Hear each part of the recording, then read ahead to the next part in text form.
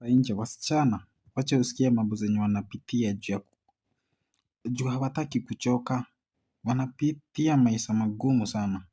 Wacha usikie msichana ako hapa kitu anapitia juu ya jina pesa. Wacha usikie. Stori yangu ni haraka haraka lecturer. Mimi nilipata mbaba. Akanipandisha ndege kutoka Nairobi nikaenda hadi Mombasa. Kasusu tukianza kupeana kasusu lecturer. Akaniambia ati yeye hapendi kukiskisi, anapenda mtu akimkisi kikunyizi na huku kwa kukunya. Kwa kukunya unamlamba kwa kukunya, ati usipomlamba kwa kukunya hawezi amsha.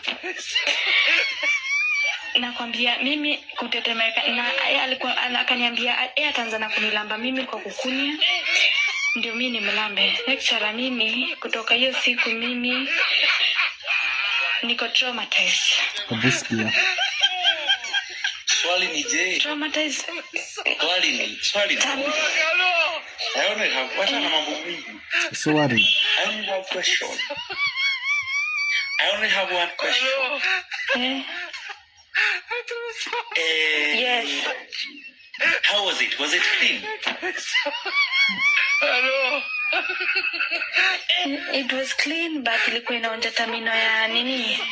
Tamino ya gari. That is the only question I had for you. Ilikuwa inaonja tamino ya battery. It is okay.